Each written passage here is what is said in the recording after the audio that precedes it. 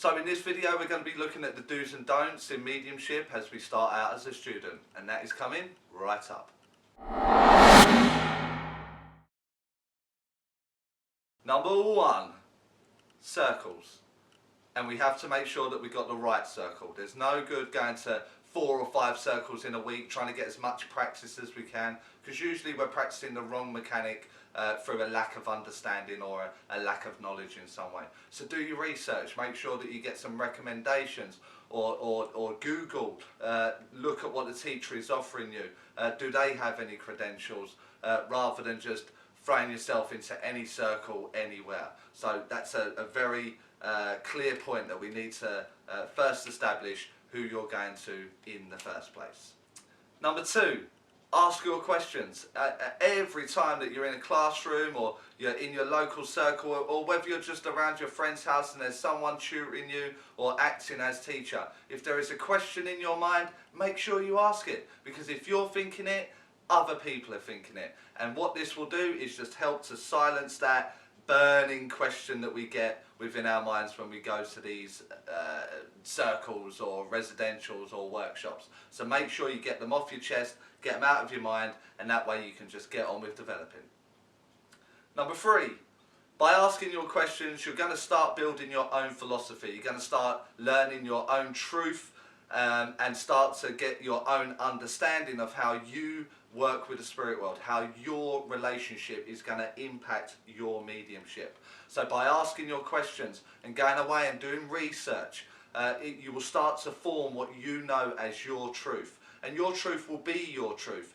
The likelihood is it will clash with other people around you, the people that you're learning with, maybe even your tutor or your circle leader.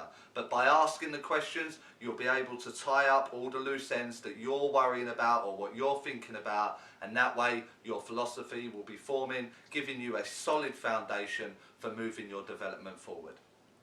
Number 4, connect in whatever way suits you as the medium. If you need to sit in a canoe and go on a boat and go to a cave and open up these wonderful array of lights to meet your team, to then go on and do good mediumship, then do it.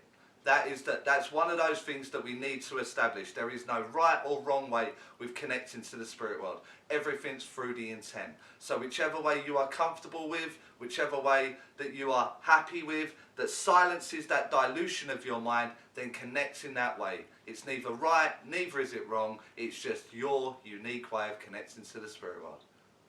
Number 5, one of the most important things within mediumship, as we're developing and as we start to get the information, as we make that connection and build that relationship, you have to trust yourself.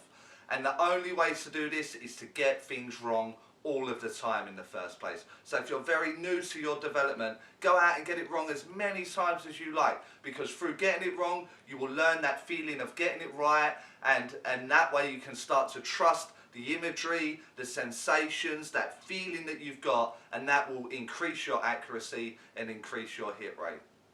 Number 6, always be honest with yourself. If you know that you've got this information psychically, you need to be honest with yourself and with your client. So whether it be in the circle format or whether you're a professional that's out there already working, understand that that is selling you out and selling the spirit team out. Make sure you are always of the understanding of where you are getting that information from. And sometimes that means being a little bit harsh with yourself, kicking that ego into the corner, and just admitting that, do you know what, I got that from your energy, or I don't know where I got that from, which would make a lot of sense while you're watching a video like this, to give you the understanding of where you are in the mediumship energy, the communication, or whether you're in the psychic energy, the psyche of the client. So that I know that I've already done a video on that. I will leave all relative videos in the information card at the top there. Number 7, set aside time. And this time you want to be focused and dedicated just to setting this time to one side for you and your spirit team. Now through this process I will do another in-depth video of this, but for example what I did was every Monday evening at 7 o'clock I set aside 2 to 3 hours just to sit in my own energy. And sometimes things would happen, sometimes nothing would happen, and sometimes magical things would happen. I'd be taken on a journey, I'd be taken on like a meditative experience, experiences of emotions and feelings and visuals. All of these things would happen in this time that I had set aside. And so I will leave another information card with a more in-depth video on setting this time aside. Number 8, Limitless. I've titled this one Limitless because the spirit world are not restricted by the physical laws that we have here on earth. It is a consciousness. They are through the natural laws, so anything is possible. If you can open up your imagination or your mind enough, the spirit world will give you that information. So don't accept people telling you it's not possible. Don't accept that you can't get a name, or that you can't hear, or that you can't feel, or I can't see. You can do it all. You've just got to first train that mind of yours to get in the right gear. I will, of course, add more videos, more in depth, for the limitless approach to mediumship. Number 9, it's all about reading books. Reading literature, get on the internet, find about the pioneers, find about the history of your chosen pathway. If you're choosing to go down the mediumship route, look at the pioneers. Where did it start? What have they achieved? And this will give you a nice solid foundation with the stories that they had told at the time. And you will also notice how times have changed, and science has changed, and the understanding has changed. And this will all help your philosophy building up and moving forward, and maybe even one day you'll be regarded as a pioneer. I know that I have done a book video on recommended reading. I'll leave that in the information card for you in the top corner. And the last one for the time being is number 10. Enjoy the journey. Once you get to a professional level, you'll do nothing but beat yourself up. And I still smile from the belly when I see new students walk into the school or in my classroom, into a workshop or my mentorship. And I see them light up when they get one piece of information correct. You must enjoy this journey. Do not make it hard work from the off.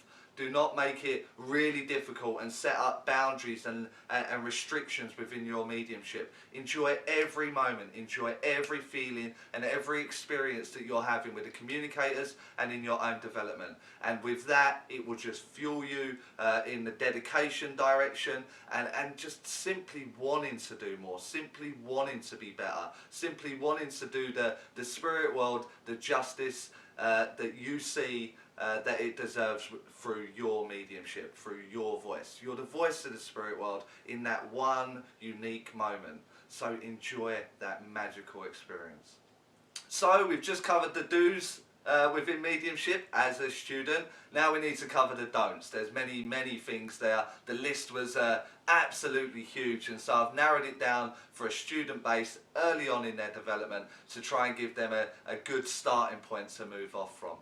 Number 1, do not accept information as truth. It doesn't matter if I am telling you, or you are working with a celebrity tutor, or little old Joan down the road. Do not accept everything as truth. As I suggested in the first part of this video, in the do section, read loads, understand your own philosophy. If something doesn't sit right with you, that the tutor or the teacher or the circle leader is telling you, then simply don't accept it. It's as simple as that. They shouldn't be offended, they shouldn't be worried about it, because they would have experienced this truth-finding mission in their own journey, and you are just on the start of yours. So do not accept everything as truth until it sits comfortably with your reason.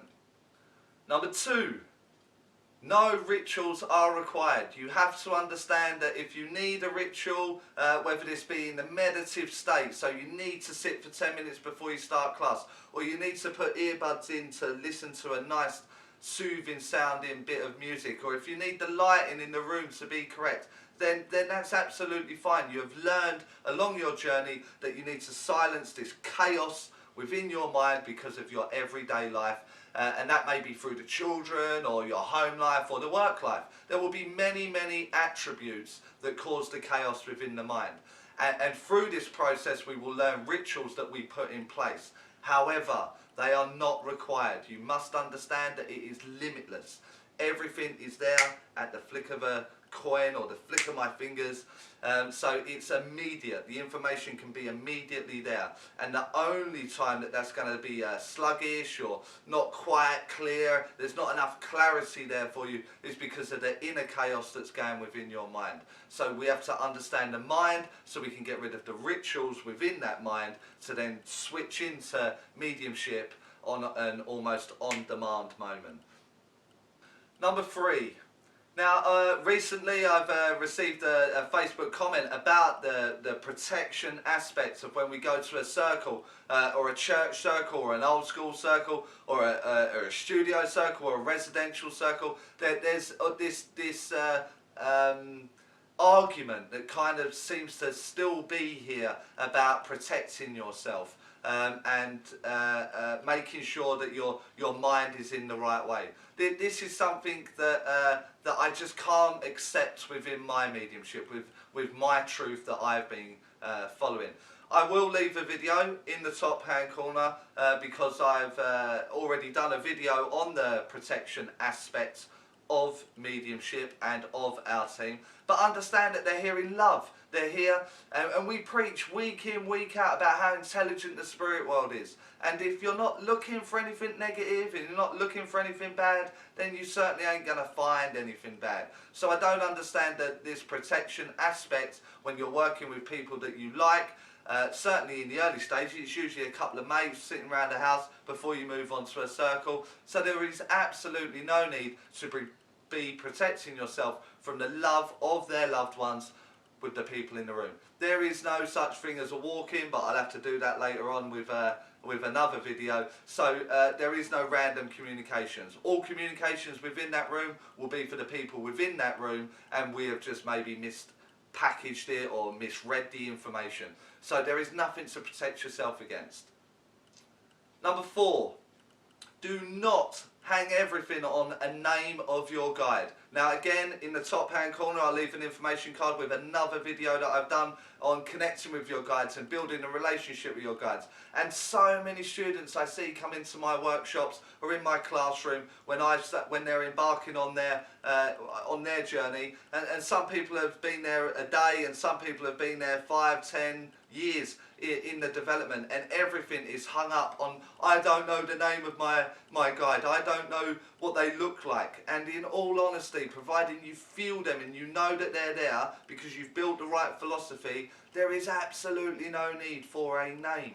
It doesn't have to be a famous character, it doesn't have to be someone from the biblical times. Just accept that it might be John the postman from 1940. That'll be absolutely fine.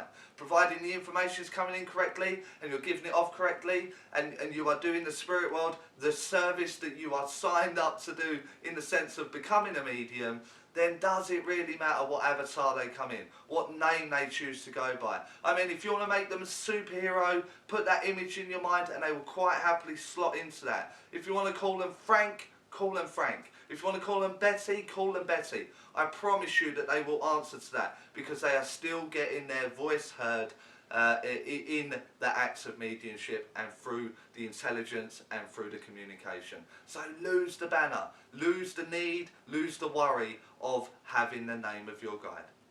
Number 5, do not fear the spirit world. So many people make this mistake, and I see it all over Facebook and all over YouTube, where they misunderstand what energy is and what the spirit world is. Energy will have a positive and a negative. The spirit world is essence love. Essence love. Positive, negative, love. And so do not fear the love. I understand people that fear the negative and fear the positive within the energy, but they mistake it for the spirit world that I know that is essence love. So you have nothing to fear whatsoever there. I already have done videos on energy. I will leave them in the card at the top.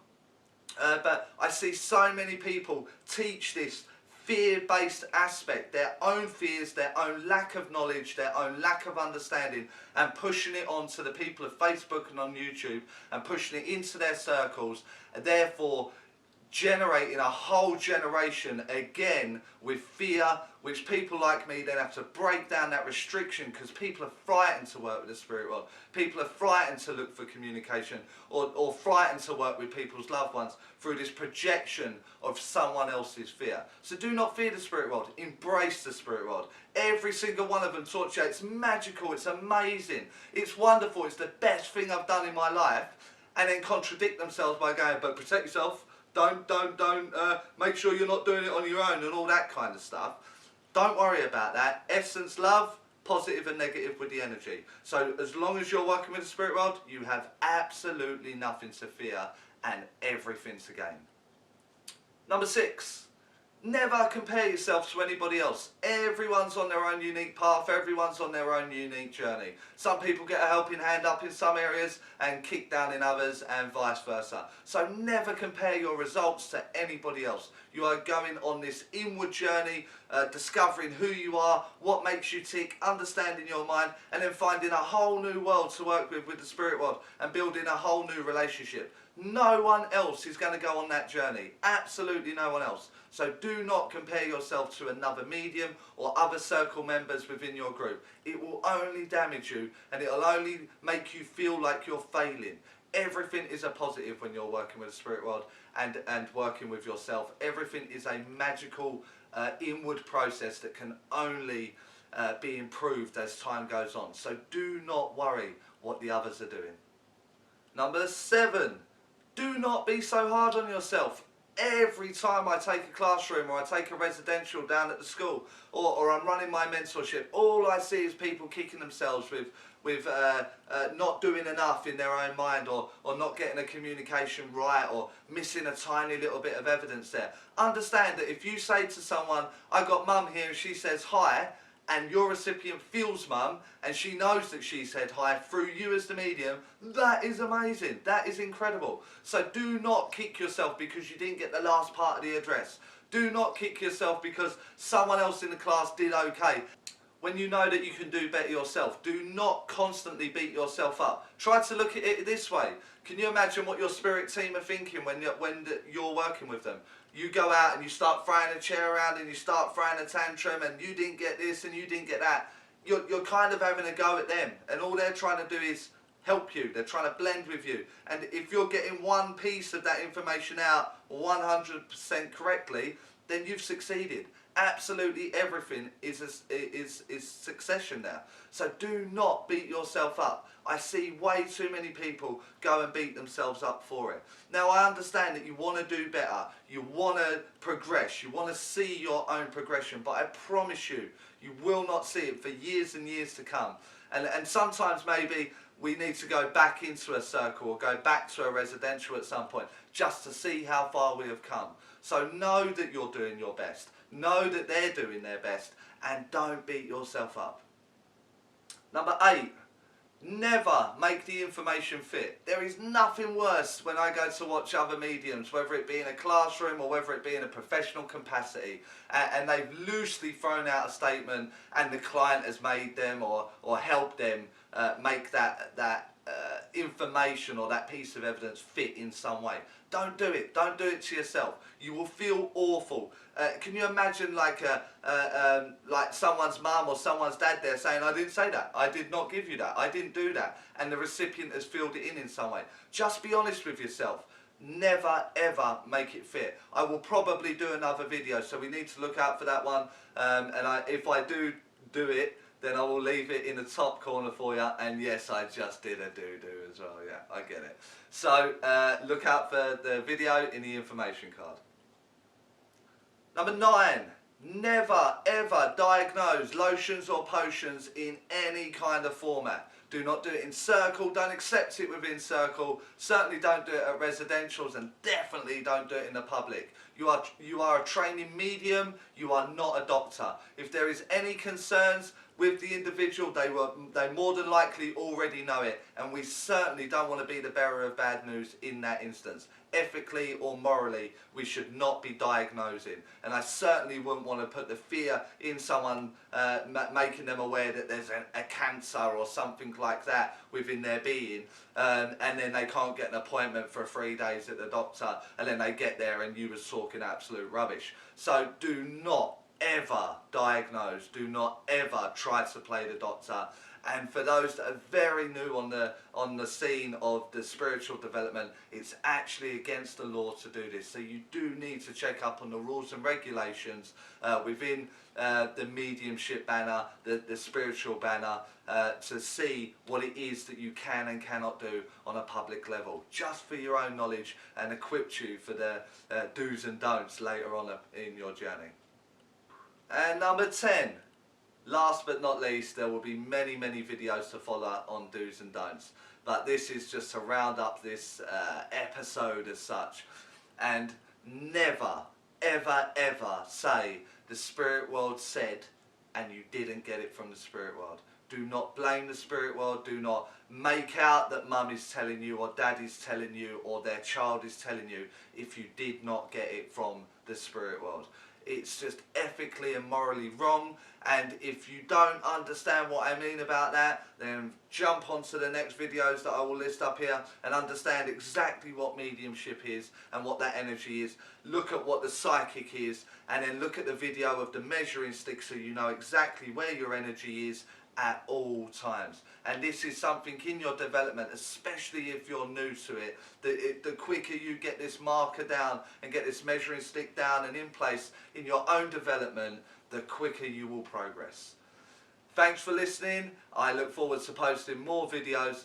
Don't forget to give me a like and maybe consider subscribing. Certainly share the video if you think this can help anybody else. Get it on the groups and get it back onto Facebook, but talk about it. And I look forward to seeing you next time here on Masterclass.